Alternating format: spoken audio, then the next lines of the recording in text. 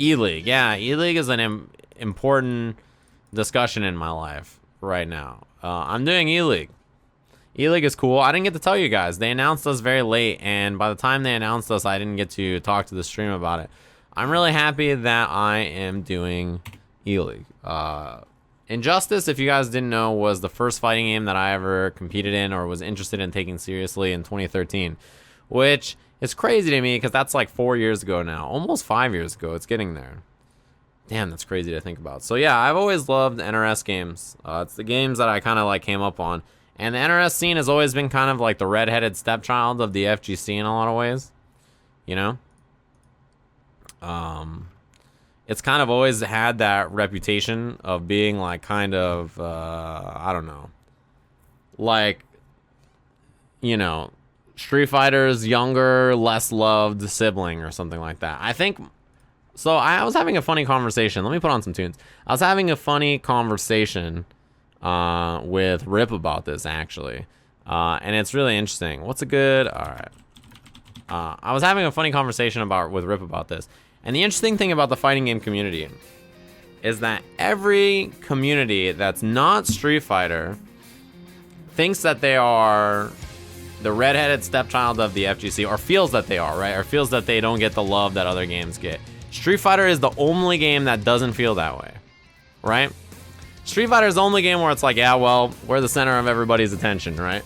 Like, it doesn't matter. We just get the love from everybody. But every other game has always felt like they're the redheaded stepchild. Like, whether it's an anime game, whether it's Tekken, right? Or like any 3D game, whether it's NRS, whether it's any game, they always feel like they're the one that doesn't get enough love and that they're treated badly at events and that Capcom gets treated the best and that they don't.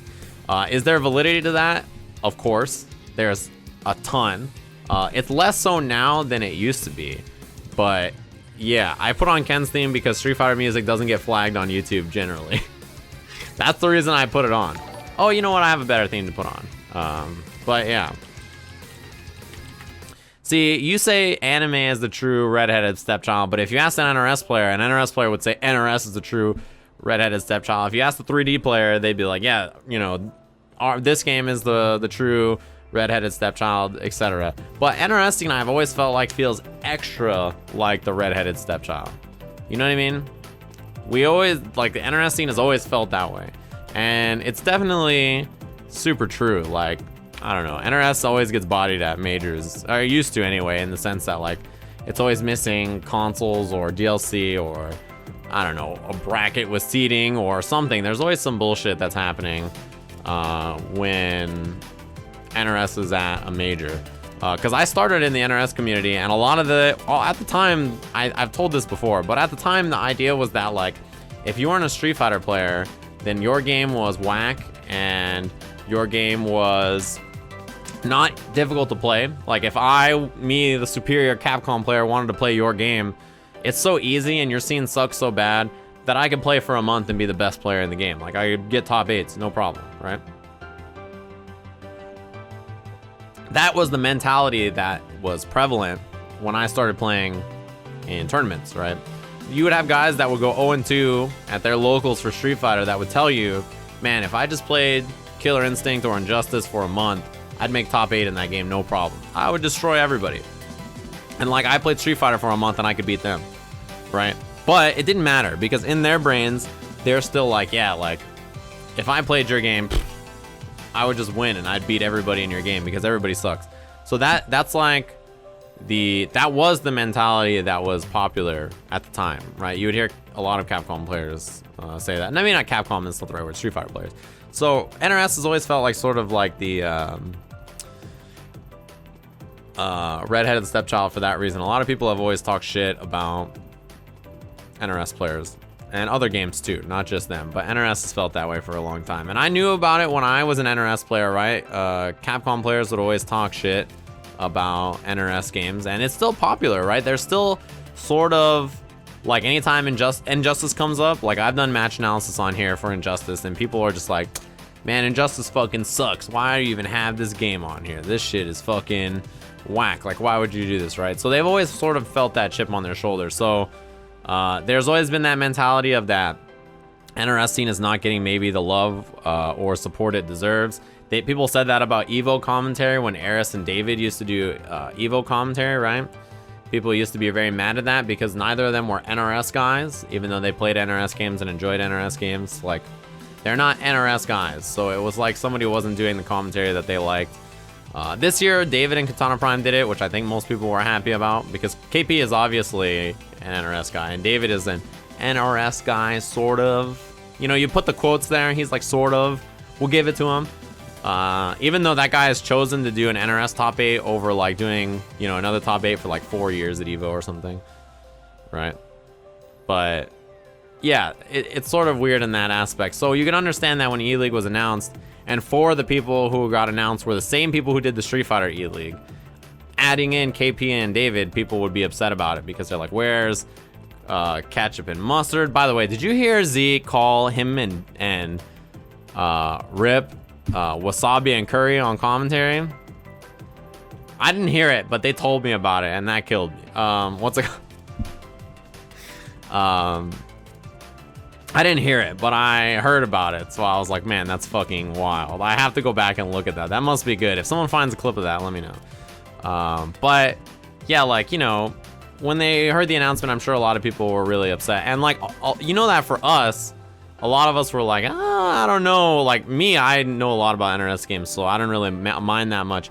But there was a lot of sort of like hesitation about ELeague, but ELeague, you know, sort of, there's a weird scenario, right, where ELeague wants to do Injustice.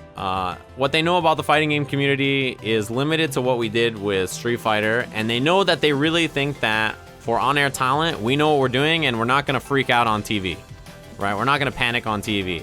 They're really comfortable working with us, and they know that there's not going to be any issues when it comes to performing on television or handling the game stuff. And they trusted us to study, and they knew that myself and Rip have done a lot of NRS commentary in the past, and that Steve and Z haven't, but Steve and Z both are sort of like, they just do their commentary, and it doesn't matter how much they know about the game, right? Steve in particular is just the hype man. If you put me and Steve together, I'll talk about the nerd shit, and he'll be excited, so it's going to be fine, right? So that's why, you know, they sort of thought, well, we'll go with them. I'm sure there was a lot of other reasons. I don't know what it was. I just know that they asked me to do it, and I did it. I know that there was a lot of concerns about, you would never put Z on TV. Why? People like that shit. Z gets on television, and he just starts getting philosophical, and people love it. My dad watched ELeague and loved Z. He was like, I don't know what's going on with this guy, but he's crazy, right? He's just saying crazy shit, and it's entertaining. So that's like, you know, a casual sort of television watcher is gonna see Z and be like, this guy is insane, and they're gonna enjoy it, right? When he starts memeing it up, right, exactly.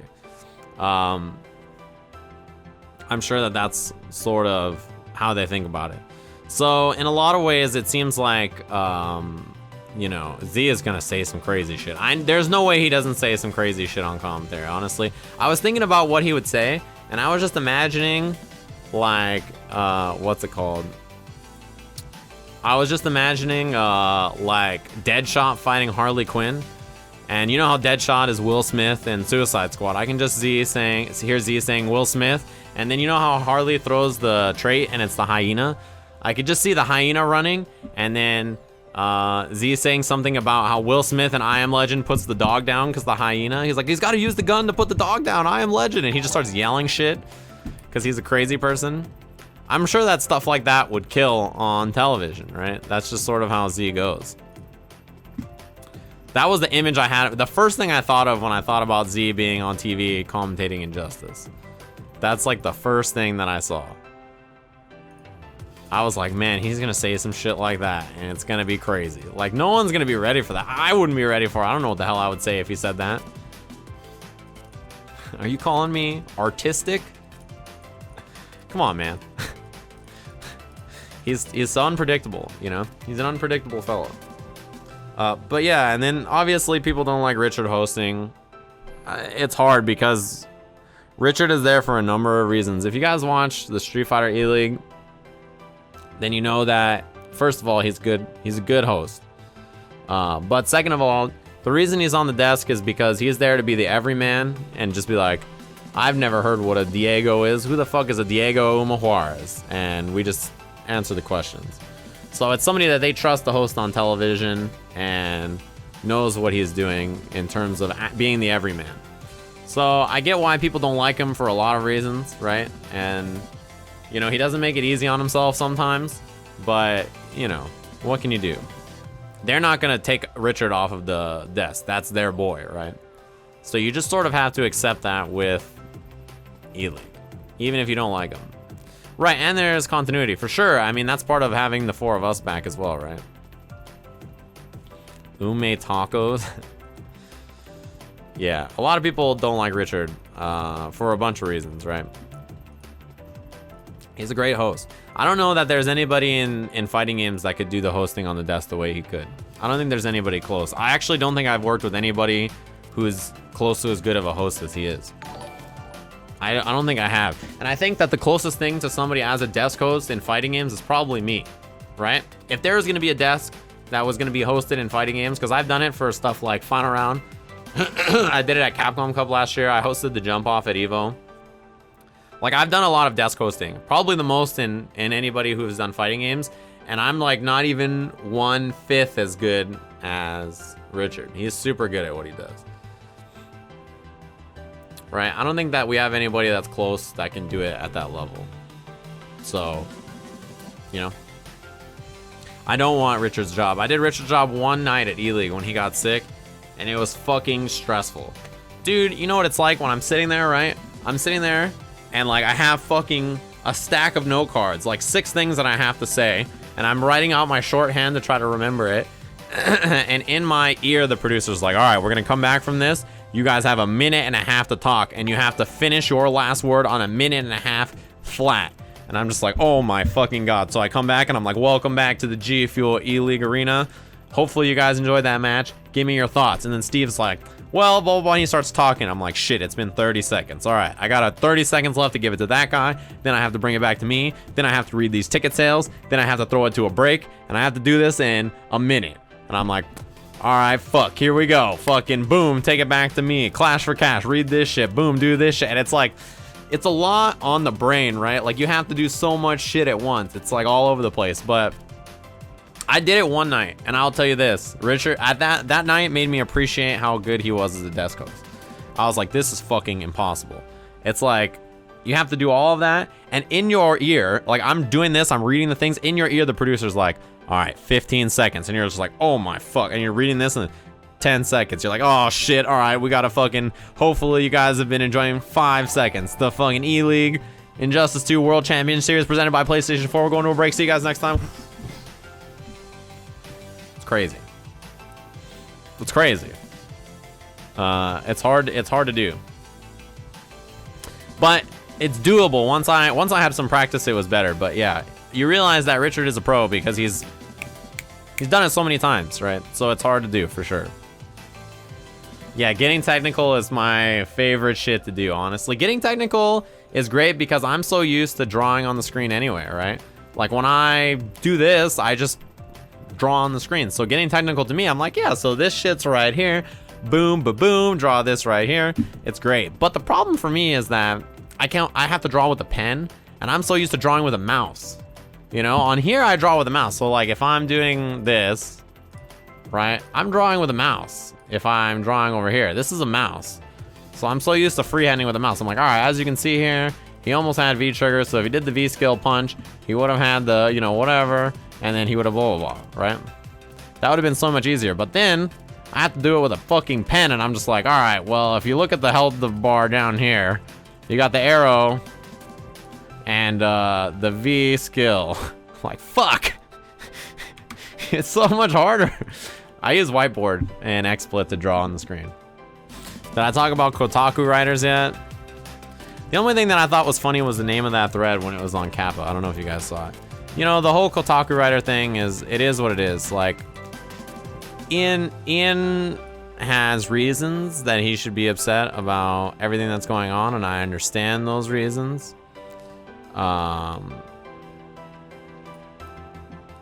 That's cool. To attack me for it, like, you know, he can attack me all he wants if I'm gonna be the lightning rod for it.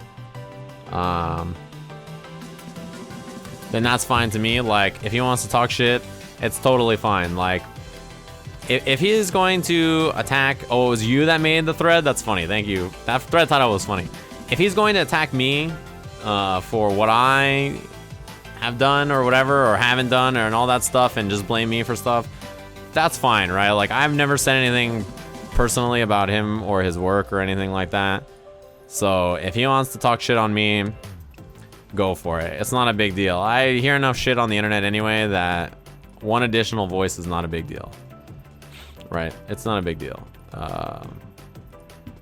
I'm not that worried about it. And honestly, I should not have even replied to him in the first place, because he doesn't really understand. Now, what I understand is that people like a Q Perspective have hit me with a 2-month in a row sub. Thanks very much. It's been longer than that. I think you just missed a resub, right? The whole situation is complicated. Like, you have to understand how long the decision-making process for something like putting Injustice on television and choosing who commentates it is. That's not a short conversation. It's not a conversation that happens in a day. It's not a conversation that gets concluded in a week, right? It's something that gets deliberated over for months and months, and people talk about it and they discuss things, and everybody says, well, what do you think about this? And they say, I don't think we can budge on that, but we can move on this, and et cetera, et cetera, et cetera. There's so much that goes into every decision, and to assume that nobody thought about something as simple as whatever, then I don't know. I don't know what to tell you. There's a lot that goes on in everything, right? There's like a million things. And to imagine that I didn't stress for weeks and weeks and weeks about everything that I have to make a choice on, and then to see people be like, you didn't even think about this, you're a fucking moron. It's like, well, thanks, you know? Like, obviously it's a stressful, complicated situation. Everything is, right? Everything always is, especially when it comes to shit like television. And there's only so much you can do about it. So to read shit like that after thinking and deliberating over stuff, a decision making that for months, it's like, oh man, you got me. You know, what can I do? It is what it is. If you guys missed it, I had an angry writer yell at me on the internet, and it's nothing new. You get people talking shit on you all the time. And at the end of the day, I just think about it, and I'm like, you know, I try to do as much as I can, and that's really all I can do. If I feel like I haven't done it enough, if I haven't tried all the exhausted all the options that I can to make what I work on better, then that's when I'm fucking up. But if I've tried everything that I can do and it doesn't work, then oh well, right? It's not an article, it was just on Twitter.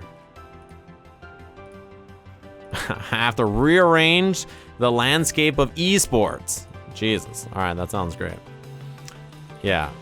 You can find out. The guy who posted the thread in Kappa is here, so he can probably link you a thread. But I would prefer if people didn't reply to it and just let it be what it is, you know? I would prefer if you didn't defend me. Just let it is what it is, right?